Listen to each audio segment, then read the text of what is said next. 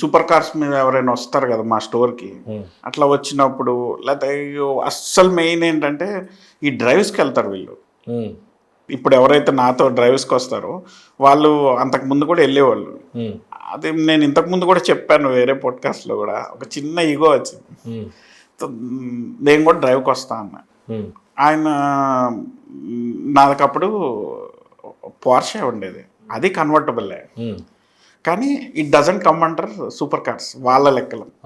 So వాళ్ళ లెక్కలో super car అంటే V10 engine, V8 engine, either Lambo, Ferrari or McLaren. వాళ్ళు ఒక హోటల్లో రూమ్స్ లేవు, నెక్స్ట్ టైం పిలుస్తానులే అన్నట్టు. అంటే రిజెక్ట్ చేయడం ఇష్టం. That is how Jubilee Hills is, or that is how life is. Same అంటే అక్కడ అతను తప్పు కూడా లేదు పాప. ఆయన సెగ్మెంట్ లో ఆయన ఆలోచించాడు, నేను మాత్రం ఆయన సెగ్మెంట్ లోకి వెళ్ళిపోదాం అనుకున్నాను. సో ఆయన సున్నితంగా రిజెక్ట్ చేసి అక్కడ ఇంకా నాకు కసి పెరిగింది.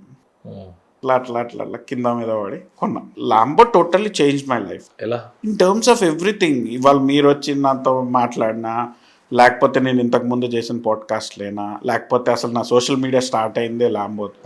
మొత్తం మైండ్ సెట్ కూడా చాలా మారింది. అసలు ఇవన్నీ పక్కన పెడితే కమర్షియల్ ఆస్పెక్ట్స్, నా బిజినెస్ థాట్ ప్రాసెస్ మారింది, నా ఆలోచన విధానం మారింది. కొన్ని నాలో కూడా చాలా నెగిటివిటీస్ ఉంటాయి అందరిలానే. ప్రతి దానికి మనము ఫీల్ అవటం, ప్రతి దానికి ఈగోకి తీసుకోవటం, దాని కన్వర్షన్ మారింది, మెచ్యూరిటీ మారింది, నెగిటివ్ని పాజిటివ్గా తీసుకో. చాలాసార్లు ఒక బిజినెస్ మ్యాన్ని మోటివేషన్ ఫ్యాక్టర్స్లో చెప్పేటప్పుడు, ఒక సక్సెస్ఫుల్ బిజినెస్ మ్యాన్ ఎలా అంటే మన దగ్గర 1 కోటి రూపాయలు 2 కోట్లు సేవింగ్స్ పెట్టుకొని సేఫ్గా డ్రైవ్ చేయాలి బిజినెస్ని అని అంటారు. సేవింగ్స్ లేకపోయినా ఒక ల్యాంబోని కొనడం, ఒక బెంజ్ని కొనడం, ఇవన్నీ మిమ్మల్ని వెనక్కి తీసుకెళ్ళడానికి, మీరు ఫెయిల్యూర్ అవ్వడానికి ఛాన్సెస్ ఎక్కువ ఉన్నాయని అనే వాళ్ళకి మీరు ఏం చెప్తారు? మేబీ మీకు ఎవడన్నా అనిపించింది అలా? ఈ రోజుకి చాలా మందికి డౌట్, వీడు ఎప్పుడు పడతాడా అన్నట్టు. ఏ రకమైన కిక్ ఇచ్చింది? పోనీ రెండింటి మధ్యలో పోరాటమే, నిజంగానే సేవింగ్స్ ఉండి కొనలేదు అనేది మీరు ఓపెన్ బుక్ లానే చెప్పారు కాబట్టి, ఒక పక్క ఇవి ఉన్నాయి, దీన్ని ఎంజాయ్ చేస్తున్నారు, ఇంకో పక్క మళ్ళీ ఎక్స్పెండిచర్స్ ఇవన్నీ గోలలు ఉన్నాయి. How you define your self, success or failure? ఎలా still let to go? Obviously I will show them with my more success in coming future, or day by day as I grow. Obviously they will only think my statement is wrong. అందరు అట్లా ఉంటారని నేను చెప్పలేను, but నేను ఇంతే.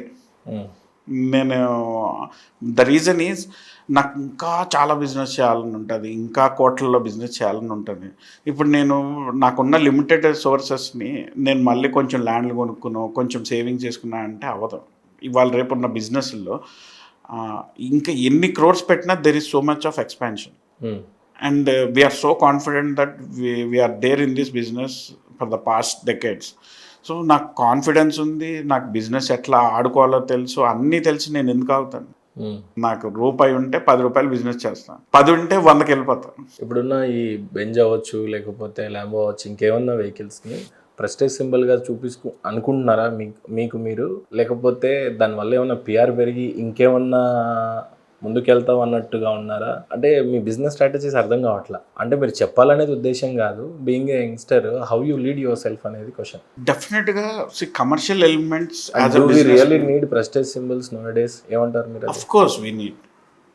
Of course we need, especially when you are doing business of that level, you should be in that level to the customer. To initially అసలు customer మిమ్మల్ని నమ్మాలి అంటే ఆ segment customer, you should be that confident, or you should inspire him that way that this guy can handle it. Perfect statement అంతే. అది first everything comes with నమ్మకమే. ఇప్పుడు నాకు ఒక కస్టమర్ కార్ ఇచ్చి 10 లక్షలు బిల్ చేయాలన్నా, ఇక్కడేం బాండ్ పేపర్ లేవు, ఏమీ లేవు. ఆయన నన్ను నమ్మి కార్ ఇచ్చాడు. He's giving crores of rupees worth of car to me just on trust. So everything comes here out of trust. ఆ ట్రస్ట్కి ఇనీషియల్గా ఇప్పుడు నేనెవరో అతనికి తెలియదు, అతనెవరో నాకు తెలియదు, మరి ట్రస్ట్ నన్ను ఎలా చేయాలి? జో దిక్తా ఓ విక్తా.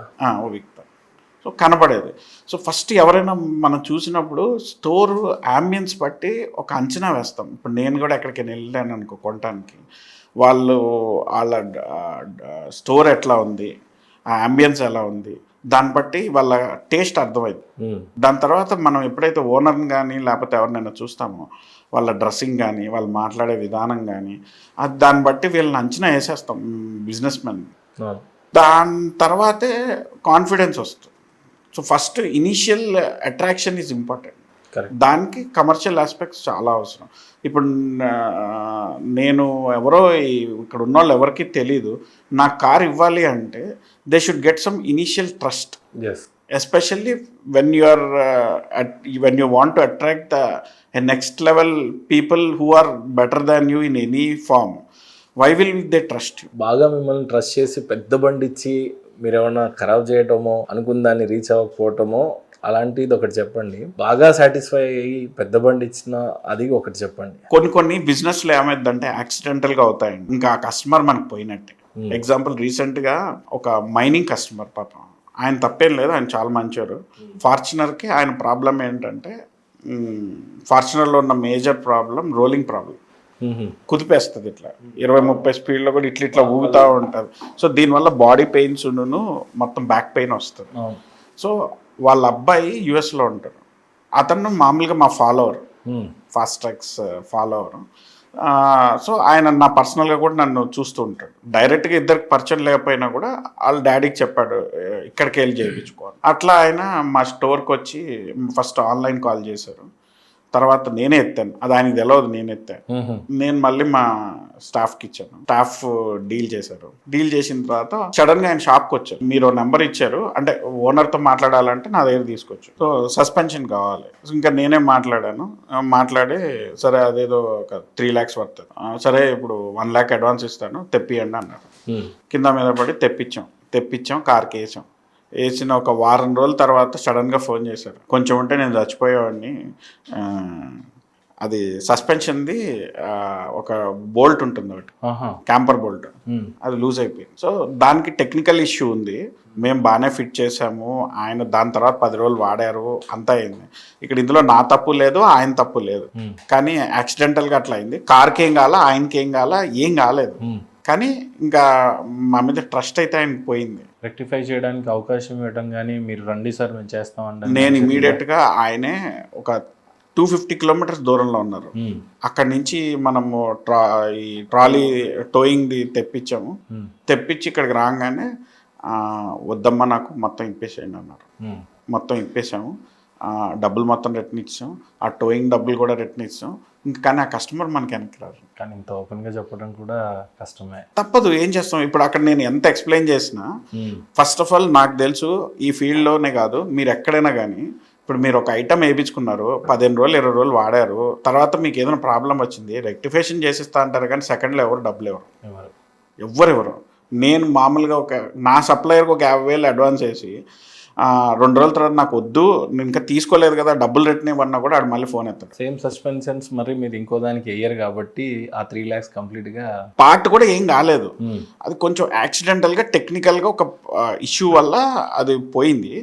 బట్ ఆయనకి నేను చెప్పచ్చు కూడా, అసలు ఎవరు రిటర్న్ ఇవ్వరండి, కావాలంటే మీకు మళ్ళీ నేను సెట్ చేసి ఇస్తాను అన్నీ చెప్పచ్చు. కానీ నేను ఆయన వైపు నుంచి ఆలోచించాను, నేను ఒక కస్టమర్ అయితే అంతే కదా, నా ప్రాణం పోతే 3 లక్షలు.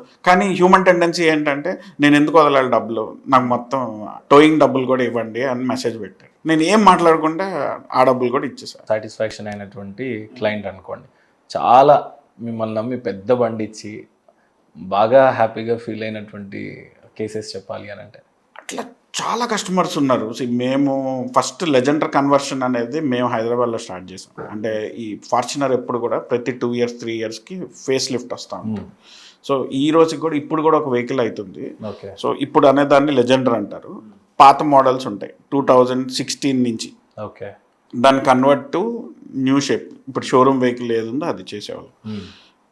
అది నేను 3 years బ్యాక్ నుంచే స్టార్ట్ చేశాను. రెడీ పెట్టేవాడిని, మార్కెట్లో అప్పట్లో ఎవరు రెడీ పెట్టేవాళ్ళు కూడా కాదు. అంటే వచ్చి లైవ్ డెమో చూసుకొని, అంటే ఇప్పుడు ఇట్లా వస్తే మీరు కార్ ఇస్తే ఇమీడియట్గా స్టార్ట్ చేపిస్తాను. నేను ఫస్ట్ నుంచి అలవాటు చేసిన ట్రెండ్ ఏంటంటే ఆర్డర్ అనేది ఏది లేకుండా ఏదైనా 99% రెడీగా. ఇప్పుడు కూడా మేము రిక్లైనర్స్ అని ఒకటి కొత్తది తీసుకొచ్చు. So we're the only persons in Hyderabad or in Andhra Pradesh, Telangana, లేకపోతే ఇండియాలో వన్ ఆఫ్ ద అని చెప్పచ్చు, స్టాక్ రెడీ పెడతాం, వేరే ఎవరి దగ్గర రెడీ ఉండదు. సో ఆ డేర్ చేసి ఫస్ట్ మన కొత్త ప్రోడక్ట్ ఏదైనా వస్తే ఇన్వెస్ట్ చేసి డేర్ చేసి తెప్పిస్తాం. ఫస్ట్ అది అసలు అది ఏంటనేది చూస్తాం. ఇలా మొత్తం ఇండియా వైడ్లో మా ఫీల్డ్లో ఒక 10 మంది ఉంటారు, ఏది డేర్ చేసి ఒక ట్రెండ్ సెట్టర్స్ కింద. మిగతా వాళ్ళందరూ మనం బాగా బిజినెస్ చేసి మన వీడియోస్ చూస్తూ ఉంటారు కదా, అప్పుడు వాళ్ళు తెప్పిస్తా అనుకో, లేకపోతే వాళ్ళ దగ్గరికి కూడా బిజినెస్ వస్తుంది. ఎందుకంటే వాళ్ళ కస్టమర్స్ అడుగుతారు, నాకు ఇది కావాలి, నేను అక్కడ సేమ్ చూసాను, ఇలాంటిదే అయ్యి నాకు తెప్పించాను. బట్ ఎప్పటికీ మేమే ఫస్ట్ ట్రెండ్ సెట్టర్స్ ఉంటాం. Hmm. ఎప్పుడు మార్కెట్ డామినేటింగ్లో మేమే ఉంటాం. ఏదైనా పెద్ద వెహికల్ బాగా కస్టమైజ్ చేసి సాటిస్ఫాక్షన్ మీకు పర్సనల్గా అనిపించిన వెహికల్? వీఆర్ ఇంటూ రెగ్యులర్ కార్స్ని ఎక్కువ కామన్ ఐటమ్స్ బాగా చేస్తూ ఉంటాం. But recliners I feel that very happy.